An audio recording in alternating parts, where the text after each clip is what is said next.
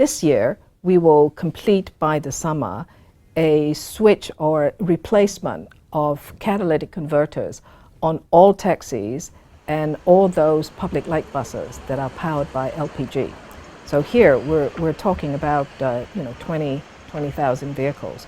By changing this, replacing this catalytic converter, it should dramatically lower the nitrogen dioxide from these vehicles. The data tells us that at roadside, one of our biggest problems is nitrogen.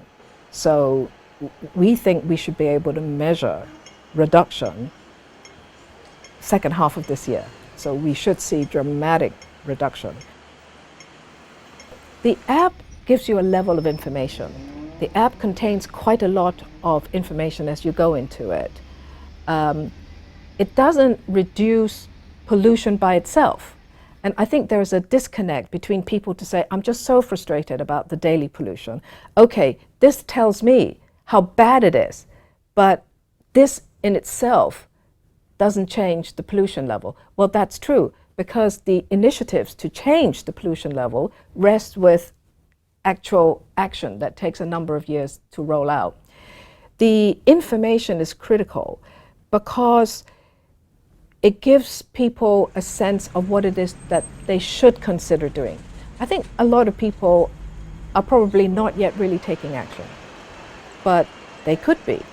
Also, by knowing what the reasons are, that where the pollution is coming from, well, I think it gives us, it also puts pressure back on the government to constantly be reminded the pollution level that we have in Hong Kong today is not, it's still very high, and the measures that we have, albeit effective and powerful, are not enough.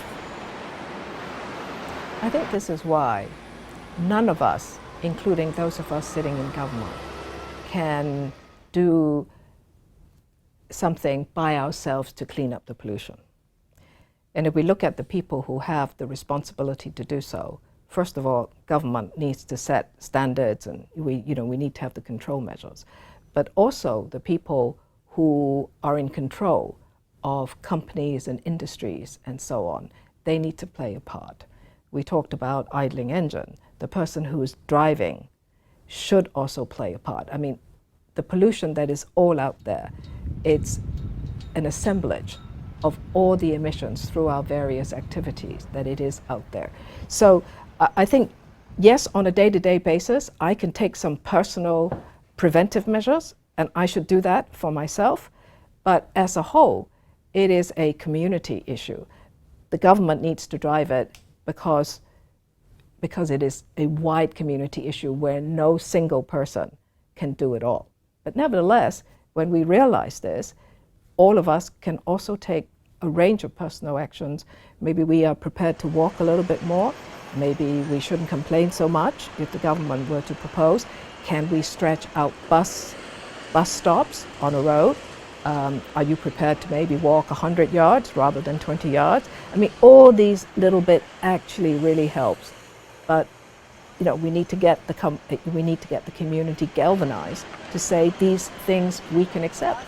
If we need to divert traffic away from some streets, because some people would say it's a little bit not as convenient, but it will take pollution off the road. We've been talking about rationalizing and reorganizing bus routes.